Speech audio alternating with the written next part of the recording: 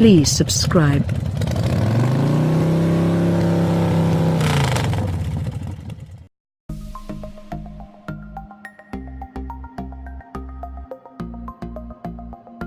After 14 million sales in 5 previous generations, 2017 sees the introduction of this all-new Volkswagen Polo. Launching almost in parallel with the new Ford Fiesta, and just ahead of the similarly sized VW T-Roc crossover SUV, this 6th-gen model will surely be feeling the pressure. So there's a new VW Polo, why should I care? VW has attempted a tricky balancing act here.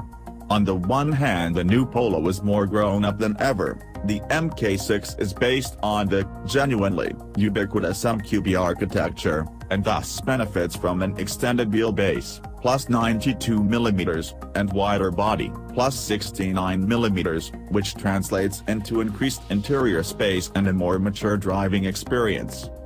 On the other, Volkswagen is desperate to attract younger buyers this time around, which has resulted in a big push for sharper looks and, most crucially, a dazzling interior. In the pictures the outside tends to come across all Mini Golf as usual, but in the metal the double tornado line on the flanks and the other sharp creases really stand out. A selection of potentially unwise paint hues emphasize the effect. Whatever you think of that, the interior is an unmistakable step change. Gone is the vertically stacked dashboard and dark, somber finish, in its place a bright, colorful and exceedingly modern environment. Customization options include the dashpad area and seat fabrics, while the neatly integrated touchscreen infotainment system is now horizontally aligned with the instrument cluster for ease of use. Does the 2018 VW Polo's balancing act work? If you're thinking mature means boring, well, you might have a point. At the original unveil, Volkswagen was talking up how much better the new Polo would be to drive, but in the versions we've sampled so far it's more competent than exciting. Typical MQB, basically. The controls are light and disappointingly vague, with none of the joie de vivre of the benchmark-setting previous generation Fiesta, for example. To be fair, the latest Fiesta has become more mature as well, but there's little here that so far particularly distinguishes the Polo from the platform-sharing seat Ibiza. We weren't even overly impressed with the much-lauded ride quality on the standard suspension, which though soft becomes brittle and irritable when combined with 16-inch wheels and bad surfaces. Far better news is the optional Sport Select setup, which includes variable rate dampers. This copes with 17s in normal mode without complaint, and tightens the whole experience just enough when switched to Sport. Worth having. Which VW Polo engine is best? The exact UK engine lineup is still to be confirmed, but a huge 75% buyers are expected to choose the 94 bhp 1.0-litre TSI turbo petrol. This is okay if you don't mind the thrashy 3-cylinder thrum that goes with bringing it out. 0 to 62 miles per hour takes 10.8 seconds, but we'd upgrade to the 113 bhp variant given the funds. Though both are restricted to 129 pounds-foot, the extra 20 horsepower makes an immediate difference, and you get 6 speeds in the gearbox for quieter cruising. The lesser model makes do with just 5, which seems very 20th century. Expect a rubbery shift action and jaw-droppingly lengthy ratios in either instance, and a longing for the 7-speed DSG, which is snappy and suits the turbo triple's energetic on-boost power delivery. Let the revs drop too low, and both engines take a fair old time regaining their momentum. You will also be able to get at least 1.6-litre TDI Polo in the UK, but only a small fraction of buyers will bother, and we see no reason to try and dissuade them. Enough said.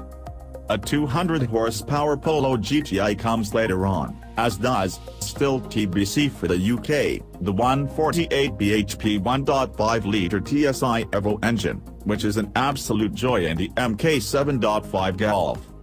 What about the interior? This certainly makes a strong statement. Every Polo we tried on the launch had a two-tone dashboard and a different color dashpad. Somehow it isn't too much, though we're not sure how well the lighter plastics will fare long-term. The daily grime, so to speak, will quickly start to show on them, especially around the door handles. Quality is good rather than outstanding. Everything you're likely to regularly touch has been neatly attended to, with plush plastics and padding, but there are some cheaper materials in other areas, and one or two of the paneled gaps on the test cars were surprisingly revealing. So while you can clearly see the hierarchy over the Cti Visa, the Polo isn't as far ahead of the Fiesta as we expected. Your preference may come down to the differing design, the Ford curvy and clever but with a freestanding infotainment screen versus the geometric jazziness and thorough touchscreen integration of the Polo. That said, if you regularly carry adults in the back, the Polo is more spacious. And it does have a generous 351 liters of boot capacity, 71 liters more than its predecessor, though some of that increase comes from bending the spare wheel if we're not mistaken. How's the Polo's tech game? The latest composition infotainment systems are very slick and very responsive, and more important still, easy to use and intuitive. The graphic interface is nicer than the Avisa's, while Ford's Sync 3 system seems prehistoric by comparison, in look if not execution. You can bolster the infotainment with the second-generation Active Info Display, VW speak for the all-digital instrument cluster. Polo was the first vehicle in the entire Volkswagen Group portfolio to get his new gadget, which offers more viewing and customization options than the previous version. It's a nice toy, but like the driving mode selector, we question how often you'll actually take advantage of its different functions, and the standard analog dial set hardly looks low-end. We'd put the money this costs towards the Sport Select suspension instead. Ditto the 300 watts Beats audio system, wireless phone charging capabilities and LED headlights, which are fine luxuries but hardly high priority. UK spec levels are still TBC. But expect the familiar S, SE, cylinder line trims, plus AB Deckel Beats Special Edition. Standard equipment is likely to be generous, including air conditioning on all models. Is the new VW Polo safe? Also standard across the range is city emergency braking with pedestrian detection, and you can option other big car safety equipment including blind spot monitors, rear traffic alert and active cruise control.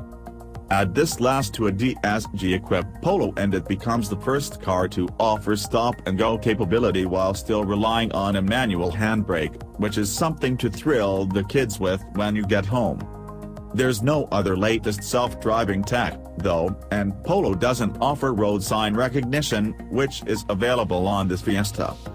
Your own cap hasn't revealed any results yet, but the MQB-based structure is stiffer and stronger than before, and VW specifically refers to a number of the safety body's trickier crash test requirement when discussing the development of the car. Anything but 5 stars will be a failure. Verdict: if you want sharp looks, plenty of tech and an undemanding driving experience crossed with a solid gold, okay, now slightly tarnished, image and lots of space, for a supermini, the new VW Polo is going to be tough to beat. If there is pressure, it isn't showing. This is a quality effort. UK prices aren't confirmed, but it's expected to start around £13,500. That's a little more than the old car but with added equipment. The value for money equation checks out. If we sound a bit downhearted about it, that's only because we were hoping for even more, a Polo to finally mate VW material quality with the real sense of engagement and fun, and we just haven't quite got that here. It's good, but it's not yet great. Bring on the new GTI.